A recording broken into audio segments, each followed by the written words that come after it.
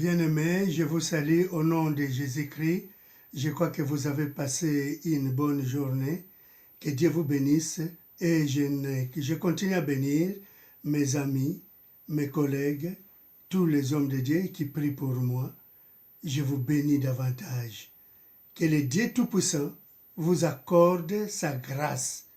Et une fois de plus, je vous remercie.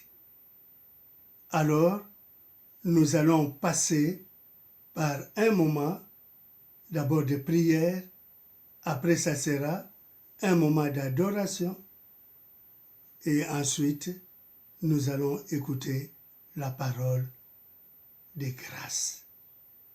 Courbons nos fronts. Dieu d'amour, Dieu d'Israël, Dieu de notre Seigneur Jésus-Christ, merci pour ton Esprit Saint. Merci pour ta présence dans notre vie. Merci pour tout ce que tu fais pour nous, pour tout ce que tu as fait. Bien-aimé Père, nous te rendons gloire, car bien nombre d'entre nous sont maintenant au cimetière, à la morgue, mais toi, tu nous as prêté la vie et nous t'en sommes reconnaissants. Bénis ceux qui sont à l'hôpital. Bénis ceux qui souffrent encore à la maison. Nous croyons que toi, tu es le grand médecin, tu es le grand libérateur. À toi soit toute la gloire. Seigneur, je mets tous tes serviteurs, aussi amis et autres qui m'écoutent, Père, dans ta main. Je mets aussi l'Église entre tes mains. Bien, il y a confinement, mais toi, tu es avec eux. Toi, le bon berger, tu es présent dans leur vie. Exauce, écoute leurs cris. Au nom de Jésus. Amen. Nous allons entrer maintenant dans ce moment d'adoration et après, nous allons écouter la parole de Dieu. Amen.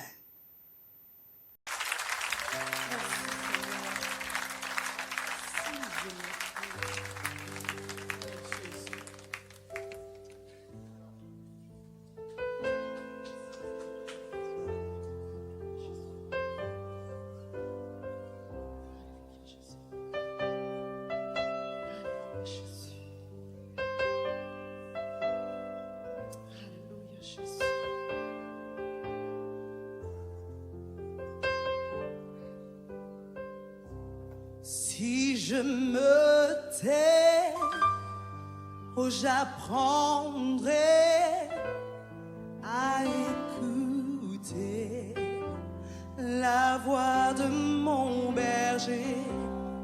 Quand je l'entends, oh, je comprends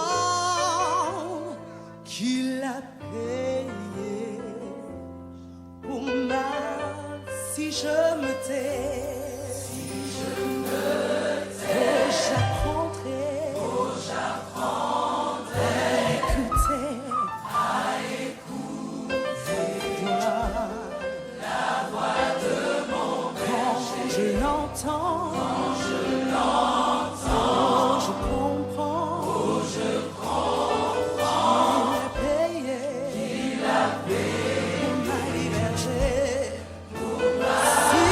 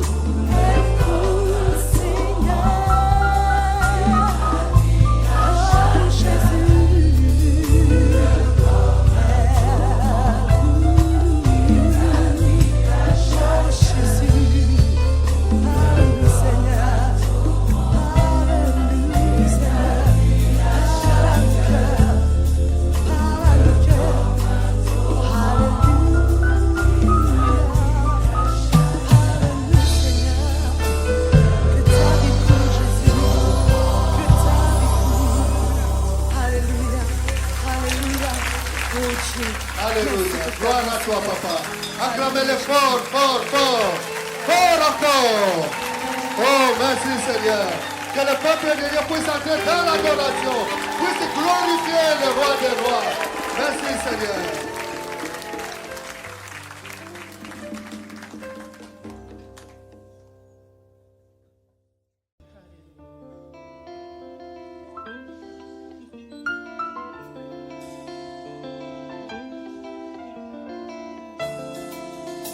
Tu es tout pour nous, Seigneur. Tu es tout pour moi, Seigneur. Oh, Seigneur, attire-nous à toi. Merci, Seigneur, de nous prendre par la main, Seigneur. Et tu nous parles. Parle-nous, Seigneur. Nous voulons entendre ta voix, Seigneur. Merci, Père. Merci parce que tu es présent. Alléluia.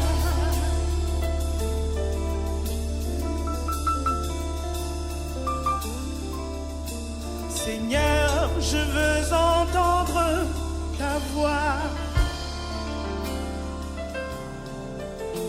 Seigneur, je veux entendre ta voix. Seigneur, je veux entendre ta voix.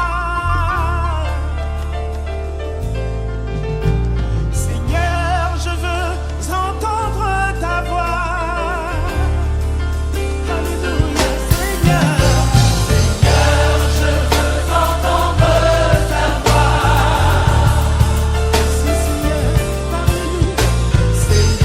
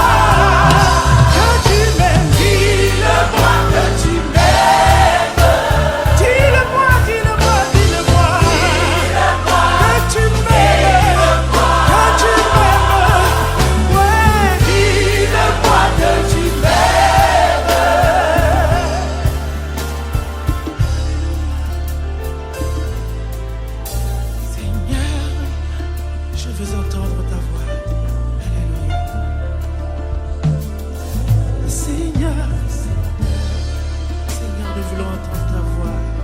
Alléluia. Parle-nous, Seigneur. Dis-nous que tu nous aimes. Je veux entendre ta voix. Alléluia. Merci, Seigneur. Alléluia. Alléluia. Gloire à toi, Seigneur. Merci pour ton amour, Seigneur. Merci pour ton amour. Merci parce que tu es vivant. Alléluia. Gloire, gloire, honneur à toi. Alléluia. Gloire à toi, Seigneur. À toi la gloire. À toi toute la gloire. Tu es vivant. À toi l'adoration, Seigneur. Nous t'adorons. Nous t'aimons. Alléluia. Alléluia.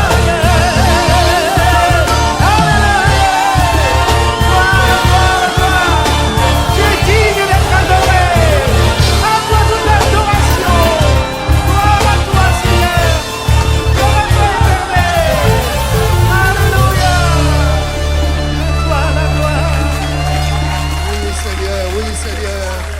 C'est vrai, Merci, Père éternel. dans l'abandon, dans la souffrance, dans la maladie, quand même les médecins me disent que c'est fini, quand le mari m'abandonne, quand mes enfants m'abandonnent, quand je traverse ce moment de peine, d'abandon, Alléluia. de rejet, Seigneur, tout le monde peut me parler, mais je vais entendre surtout ta voix.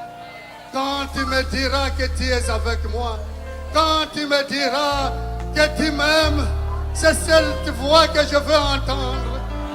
C'est cette voix qui est chère pour moi. Cette voix qui avait crié sur la croix que je t'aime, que je t'aime, que je t'aime. Oh mon enfant, je t'aime, je t'aime, je t'aime. Alléluia. Merci Seigneur.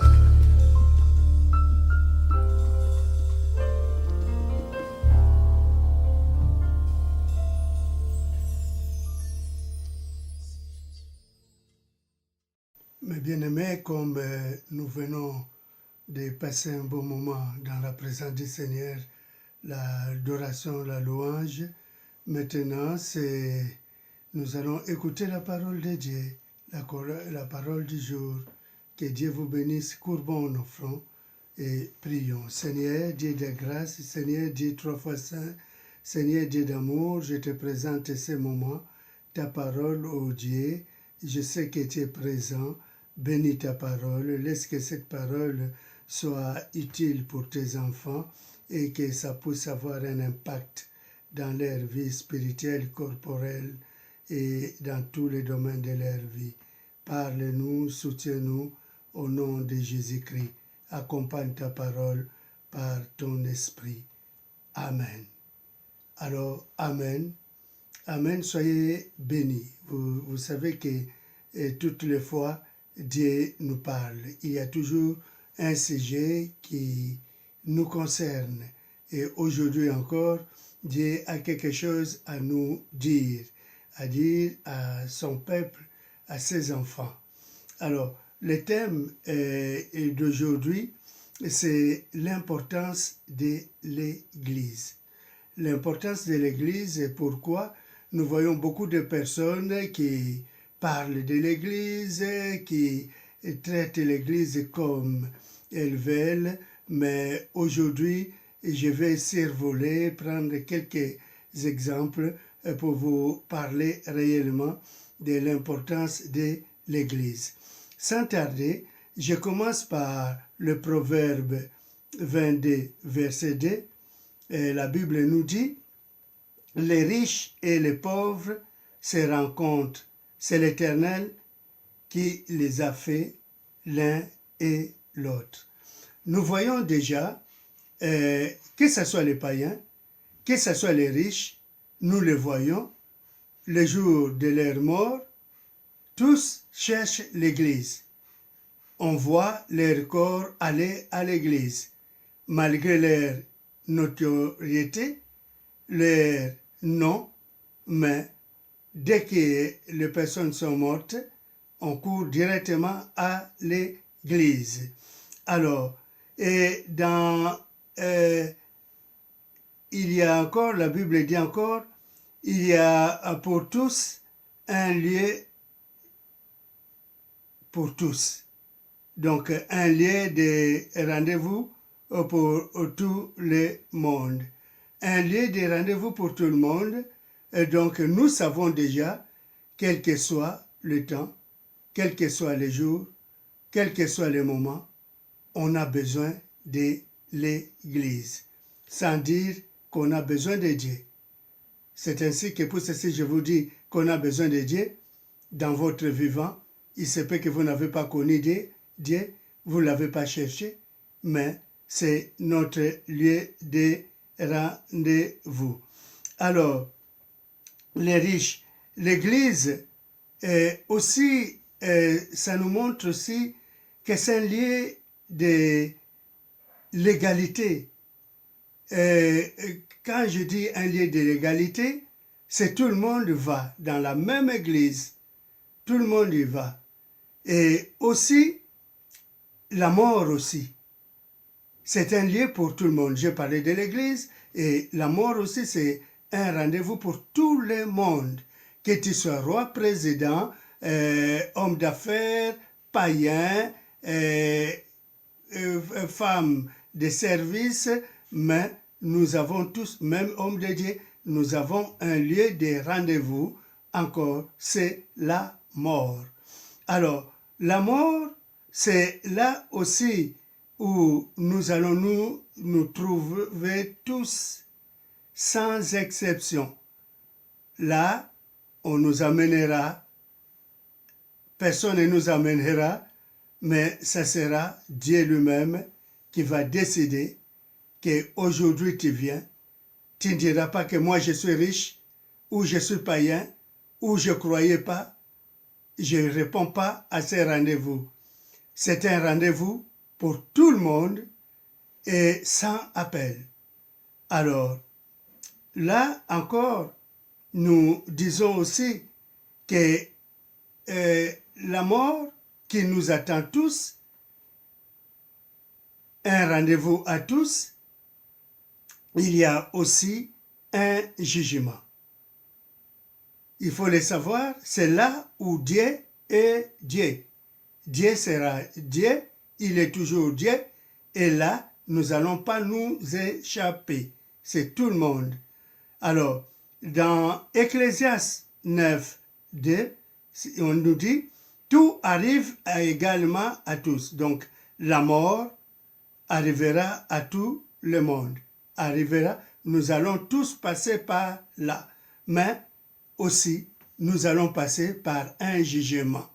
Et là, quel que soit, ce n'est pas dire qu'on va me représenter, non, mais qui que tu sois, tu vas te présenter devant un jugement. Ce jugement, quand tu seras convoqué. Donc, tout arrive également à tous. Donc, quel que soit ton rang, quelle que soit ta nationalité, ça t'arrivera. Alors, dans Amos, chapitre 8, verset 11, il nous dit, « J'enverrai non pas la soif de l'eau, mais voici les jours qui viennent, où j'enverrai la famine dans les pays, mais pas la disette du pain et la soif de l'eau, mais la faim et la soif d'entendre les paroles de l'Éternel. » Alors, Dieu dit cela. Il enverra non pas la soif de l'eau, non pas la faim du pain, mais on aura soif d'entendre la parole de Dieu. Nous voyons souvent des personnes qui arrivent à leurs derniers instants et disent « Appelez-moi l'homme de Dieu, appelez-moi l'homme de Dieu, appelez-moi le prêtre, appelez-moi celui-ci, le pasteur, appelez-moi l'homme de Dieu. » Parce que là, on ne peut pas aller à l'église, on n'a plus le pouvoir d'y aller, mais on a besoin. On ne sait pas ce qui se passe dans leur cœur, mais on voit qu'il y a une sorte de manque. Et ils ont besoin, pas d'autre chose que d'entendre la parole de Dieu. de voir le pasteur devant eux, le bénir, le fortifier avec une parole qui dira « Le Seigneur est avec toi ». Et là, personne ne peut le refuser. Même les païens, à ce moment, ils acceptent. Ils acceptent en disant que le Seigneur est avec toi. Oui, merci. Prie. Est-ce que je peux prier pour toi? Oui, prie pour moi. Parce que la Bible le dit, Dieu enverra la soif et la faim. Non pas des choses à manger, mais de la parole de Dieu. Aujourd'hui, nous avons les moyens pour nous défendre, mais quand nous passons, on a un problème au tribunal, un contentieux, mais le jour viendra où devant Dieu, nous serons comme ça, comme tout le monde. On n'aura pas un autre avocat, mais on aura juste un seul avocat, c'est Jésus-Christ.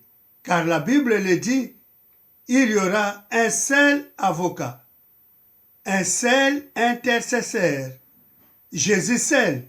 Personne ne dira que j'ai mon avocat devant Dieu. Personne ne dira, pour mes fautes, j'ai un avocat. Mais nous avons un avocat d'office.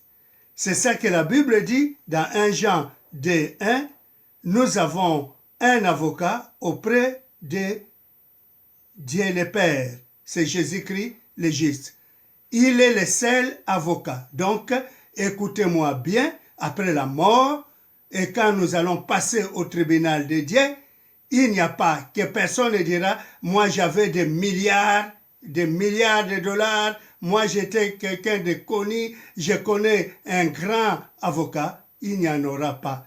Tous ces avocats n'auront rien à dire, n'auront pas le pouvoir. Mais nous, enfants de Dieu, nous savons qu'il y a un avocat d'office. C'est Jésus-Christ qui est à la droite du Père. Et dans Romains 3, 34, on nous dit encore que Christ intercède pour nous. Il défend notre cause, il intercède pour nous près du Père.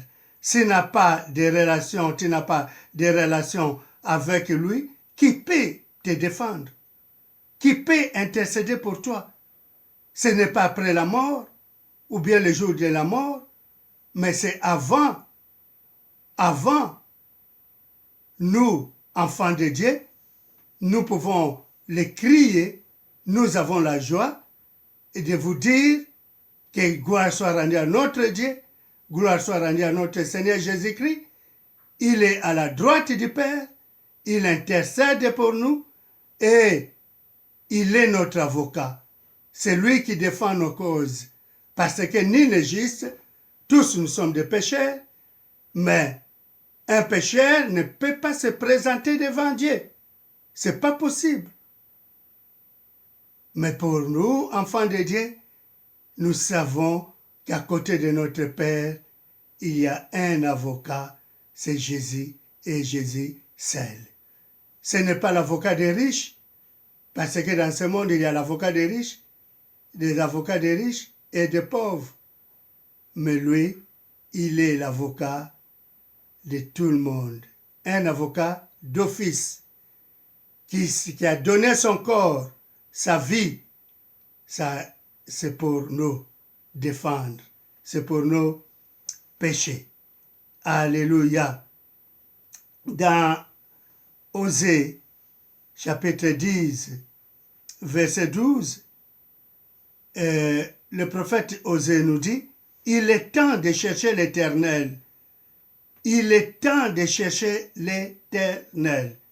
Alors, avec tout ce que nous voyons, et dans 1 Chronique 22, 19, on nous dit encore, appliquez votre âme à chercher l'Éternel. Que partout où nous sommes, que notre âme puisse nous pousser à chercher l'Éternel, nous pousser à nous approcher de Dieu. Dans Deutéronome, chapitre 4, verset 28 à 31, là, vous allez lire.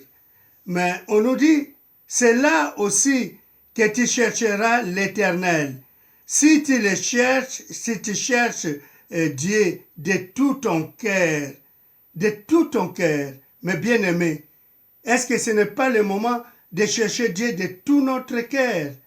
Là où tu es, là où nous sommes, en famille, ou seul, dans la rue, ou je ne sais pas où c'est, dans quelle que soit la situation où nous nous trouvons, est-ce que ce n'est pas le moment de chercher l'Éternel de tout notre cœur? Qu'on ne nous oblige pas, mais nous-mêmes qu'on puisse voir que nous avons besoin de ce Dieu et le Dieu vivant. Inutile de nous rebeller,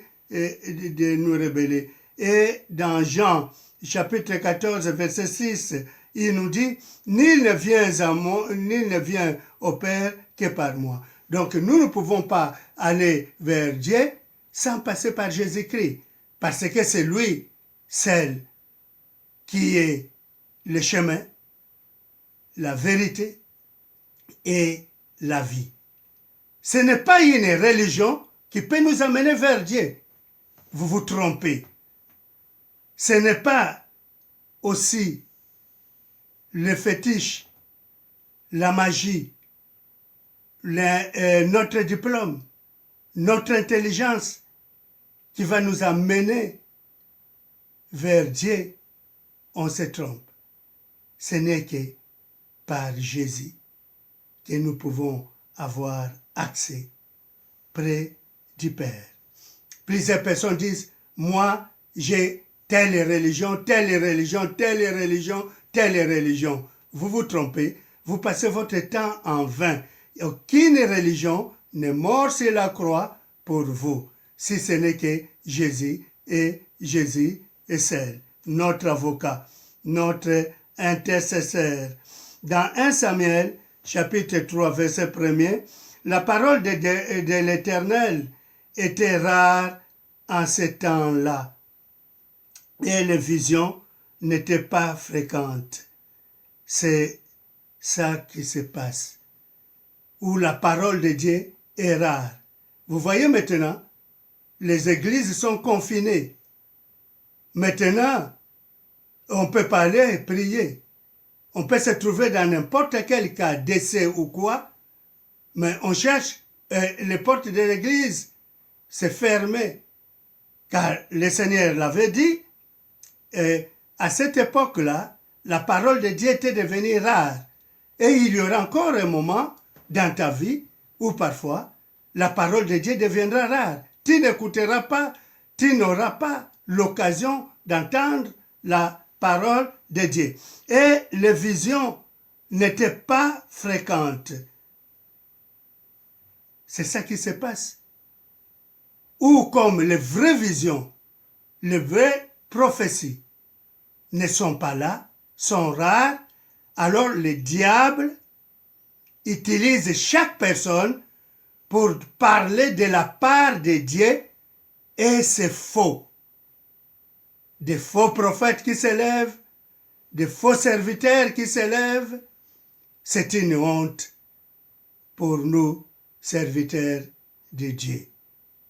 Alors, c'est comme dans dans Jérémie, dans 1 Samuel, où les paroles de Dieu étaient rares. Alors, maintenant, aujourd'hui, vous avez à votre disposition, à la maison où vous êtes confinés, vous avez la parole de Dieu à votre portée. Alors, dans Apocalypse 9:6, les hommes, on nous dit, oh, c'est tellement impressionnant. Apocalypse 9:6, on nous dit, à ces moments-là, les hommes chercheront la mort. Il y aura un moment où les hommes chercheront la mort, mais la mort va s'enfuir. La mort n'aura pas besoin d'eux. Ils chercheront la mort, ils se jetteront, je ne sais pas où c'est, mais ils ne vont pas mourir. Pourquoi? Parce qu'ils vont attendre le jugement de Dieu. Alors, ça sera des pleurs et des grincements de dents. On verra des personnes aller s'informer. Où est l'église? Je voyais une église ici. Je voyais un pasteur ici. Je voyais un serviteur de Dieu ici. Maintenant, même l'église va s'enfuir à leur portée, à leurs yeux. Alors, ils verront, même la mort, si la mort ne veut plus de toi, alors là, ça devient grave. Mon bien-aimé, ma bien-aimée, alors est-ce que tu attends ce moment-là? Où est-ce que nous allons chercher le Seigneur maintenant quand il nous a donné l'occasion de les chercher? Et c'est dans ce même, ce n'est pas notre orgueil ni notre incrédulité, notre entêtement qui va nous sauver. Alors, le diable, depuis longtemps, il cherche à détruire la maison de Dieu par des critiques à cette église-là, à cette église-là, à cette église-là. Est-ce que c'est ton église? Est-ce que c'est ta maison? Est-ce que ça te concerne? Est-ce que ça te concerne? Au lieu de chercher ta foi, tu es là, l'inspecteur des travaux finis. Ton rôle, à vous l'Éternel, vous l'Éternel, vous l'Éternel, vous n'hériteront pas le salut de Dieu. Pourtant, ce n'est ni tel, mais c'est Jésus seul. Alors, ne soyez pas là, n'écoutez pas ceux qui sont là, c'est le travail du diable de critiquer les églises, de critiquer les hommes de Dieu, de parler du mal de l'Église. Dans Romains 8, 34, Christ intercède pour nous. Alors, dites-moi, si tu n'as pas Jésus et tu n'as pas de relation avec lui, qui va défendre ta cause? Qui va défendre ta cause? Personne ne le fera. C'est ainsi que c'est maintenant qu'il faut les chercher. C'est maintenant qu'il faut t'élever. L'Éternel, Dieu lui-même, ne voulait pas pour voir l'importance que Dieu lui-même donne à l'Église. L'Éternel, Dieu lui-même, ne voulait pas que David puisse bâtir une maison pour lui. Il avait dit, ce n'est pas toi, mais je veux que ton fils Salomon, qui va bâtir une maison pour moi. Dieu voulait qu'on puisse bâtir une maison pour lui. Une maison pour lui. Puisque maintenant, des personnes disent, je ne sais pas avec quelle parole de Dieu, aller à l'église, c'est inutile. L'église, c'est l'homme. L'église, c'est quoi ça? Mais Dieu, c'est la volonté de Dieu. Dieu avait demandé à Salomon de bâtir une maison pour lui. Un lieu pour lui et lui seul. Puisque dans l'église, ce n'est pas fait pour d'autres besoins, mais c'est un lieu d'adoration, de louange, d'action de grâce. Et là, on partage l'amour de Dieu. La maison pour lui et pour lui seul. Un lieu spécialement réservé pour lui. Mais cette église, Salomon, il fallait qu'il bâtisse une maison de l'Éternel selon l'ordre de Dieu. Alléluia. Alors, nous voyons dans la Nouvelle Alliance, Jésus, après sa naissance, on lui avait amené au temple. Vous voyez, le Fils de Dieu, Marie et Joseph, l'avaient amené au temple pour qu'il soit béni. Et toi qui ne vas pas à l'église, tes enfants, et toi-même, regarde Jésus, on avait amené au temple pour qu'il soit béni. Alors, nous voyons aussi dans Marc 1, 21, Jésus enseignait dans les synagogues. Dans Luc 2, 16 et 46, à 12 ans, il enseignait dans les temples. Donc à 12 ans, il partait déjà à l'église, dans les temples, pour enseigner. Et dans les Actes des Apôtres, chapitre 15, verset 41, Paul fortifiait les églises. Et dans Galates 1:2, Paul aussi fortifiait les églises de Galates. Dans Apocalypse 1, verset 4, Jean parlait aux 7 églises de l'Asie. Alors, dans Actes 3:1, nous voyons encore Pierre et Jean, ils allaient prier à l'église quand Pierre avait guéri cet homme qui était paralytique. C'était à la porte de l'église parce que les apôtres allaient à l'église. Et toi qui interdis des personnes d'aller à l'église, tu ne vois pas que tu as un démon? Puis c'est si les apôtres, si Jésus-Christ lui-même allait à l'église, toi qui détournes des personnes pour ne plus aller dans les églises, dans l'église, tu ne vois pas que c'est le diable qui est possédé par les démons? Cherche un serviteur de Dieu pour te délivrer de ce diable-là. Dans les Actes des Apôtres, chapitre 5, versets 18 à 20, les apôtres jetés en prison, libérés par un ange qui les avait, après leur libération, l'ange leur avait demandé d'aller au temple. Vous voyez, il n'avait pas demandé d'aller rentrer chez eux, mais d'aller au temple. Vous voyez l'importance du temple, de l'église, aux yeux de Dieu?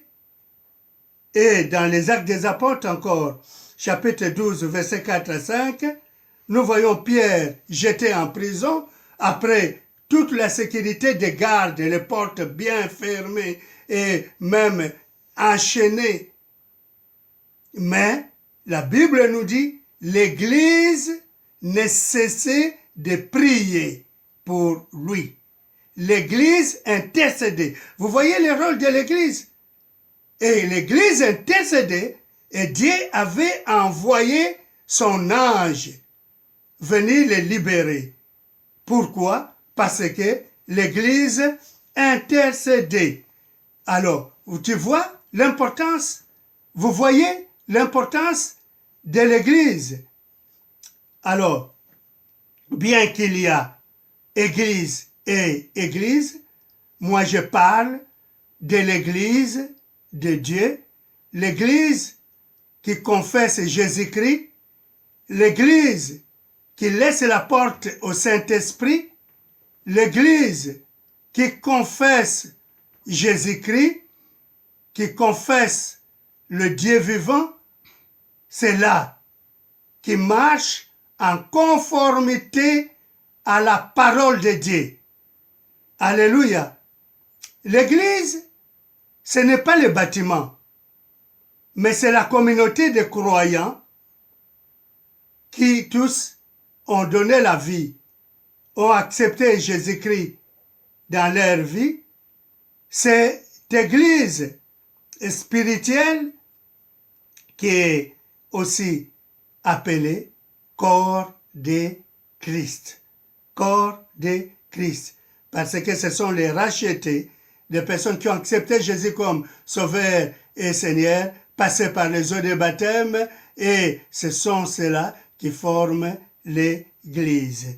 Alors, on devient membre de l'Église après le baptême de l'Esprit, après avoir donné sa vie au Seigneur. Et l'Église est aussi universel. Donc, universel de tous les pays, races, tribus, alors, mais tous qui croient en Dieu dans le monde entier. Cette Église est universelle. Quand cette Église universelle est constituée aussi de nos bien-aimés qui avaient accepté le Seigneur Jésus-Christ, qui sont déjà appelés, qui sont déjà morts. Alors, ces bien-aimés constituent, et nous, l'Église de Dieu, qui se prépare pour l'enlèvement. Alors, moi, je tiens à ne pas rester. Toi aussi, je crois, tu ne peux pas rester. C'est le moment de voir que l'Église est tellement nécessaire. Le Seigneur viendra enlever son Église. Alléluia. L'Église des rachetés, c'est l'Église de nous vivants et qui avaient accepté le Seigneur et ceux qui sont déjà partis. Alors, dans Hébreux 12, 22 à 23. Et l'Église est visible et aussi invisible. Alors, nous voyons aussi là, quand on aura le temps de vous parler davantage de l'Église visible et de l'Église invisible, vous aurez le temps, certainement après le confinement. Alors, il y a ceci, d'autres on dit, et la parole de Dieu le dit, et que notre corps est le temple du Saint-Esprit. Alors, puisque souvent, il y a l'hérésie des personnes qui disent, mon corps est déjà le temple du Saint-Esprit, je ne vais pas aller prier, je ne vais pas aller à l'église. Ça, c'est l'hérésie. Jésus lui-même partait. Le corps est le temple du Saint-Esprit. Alors, le Seigneur habite, la Bible dit, dans Actes 17, 24, le Seigneur n'habite point dans les temples faits de mains d'hommes. C'est-à-dire que le Seigneur a besoin du cœur. Nous allons à l'église, mais notre corps devient temple du Saint-Esprit quand le Saint-Esprit nous a régénérés et nous sommes lavés par le sang de l'agneau, qu'on a purifié notre corps, notre être tout entier, alors nous pouvons dire que mon corps est le temple du Saint-Esprit. Et quand notre corps devient le temple du Saint-Esprit, alors nous marchons selon le modèle de Christ, par notre attitude, nos comportements, notre corps, notre âme et notre esprit. Le Saint-Esprit vient habiter en nous.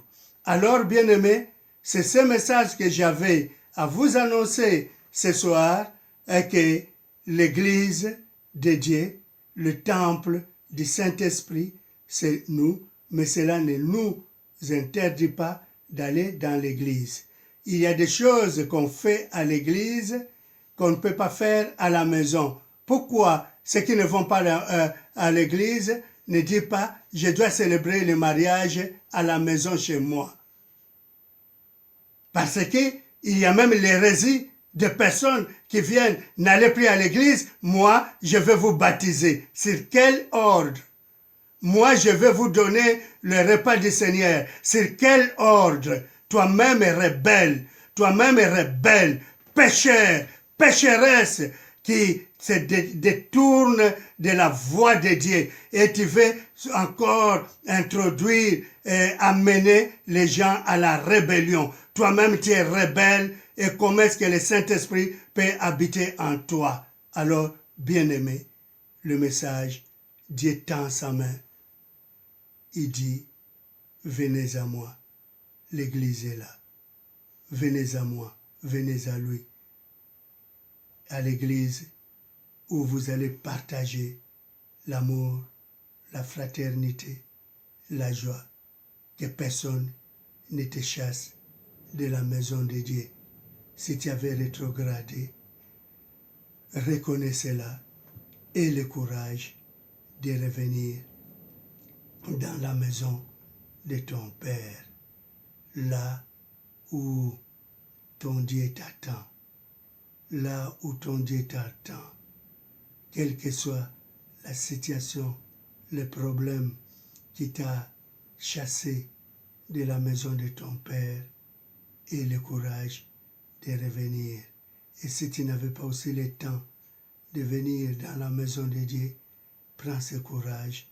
Tu te dis, après le confinement, j'y vais. Que Dieu vous bénisse. On va prier. Seigneur Dieu de grâce, Seigneur Dieu d'amour, Seigneur Dieu de gloire, voici tes enfants là où ils sont. Père, ceux qui s'étaient éloignés, ceux qui ne te connaissaient pas, ceux qui n'avaient pas pris la décision de venir, et Père éternel, de venir dans ta maison. Père, parle dans leur cœur et tu leur donnes la force nécessaire maintenant qu'ils reviennent. Et ceux qui n'avaient pas donné sa vie, leur vie à toi, ô Dieu, c'est le moment, Papa, Saint-Esprit, entre dans leur cœur. Ô Père, je te remercie, et car cet appel, je sais qu'il y a quelqu'un, il y a des personnes qui vont s'élever et qui vont prendre la décision. Alors, bien-aimé, si tu n'as pas encore donné ta vie à Jésus, et tu le dis, Seigneur, répète après moi, Seigneur Jésus-Christ, je viens à toi, je te demande pardon pour mon égarement, je te demande pardon de ne pas t'accepter dans ma vie comme sauveur personnel. Maintenant, je te remercie de m'avoir accordé le souffle de vie et aujourd'hui, je déclare que je t'appartiens. Je viens à toi. Tu me pardonnes et tu me bénis. Seigneur, si je t'avais connu et j'avais rétrogradé, aie pitié de moi. Maintenant, je renouvelle ma relation avec toi. Je t'en supplie, Seigneur, pardonne-moi et reçois-moi dans ton cœur d'amour. Au nom de Jésus. Amen. Et si tu es malade, si tu souffres, on prie ensemble. Seigneur, le grand médecin, le grand sauveur, sur la croix tu avais porté mes péchés, non pas seulement mes péchés, mes maladies encore. Ta parole dit, c'est par tes maîtresses que je suis guéri. Je crois à la guérison miraculeuse. Je crois à ta parole. Je crois à la délivrance. Maintenant, tu connais mes mots, ma souffrance. Dis seulement un mot et je crois que je serai guéri. Je trouverai la paix au nom de Jésus. Et toi qui ne dormais pas, qui étais attaqué, tu dis encore, Seigneur, sois mon soutien, protège-moi, oh garde-moi, tu es mon libérateur, mon défenseur. Maintenant, je me confie en toi et je te glorifie au nom de Jésus. Amen. Alors, soyez bénis, bien-aimés. Nous allons écouter maintenant, assister ensemble à ce moment de louange. Et après, que Dieu vous bénisse. Nos prochaines réunions, c'est écrit, vous allez le voir, notre programme. Soyez bénis. Amen.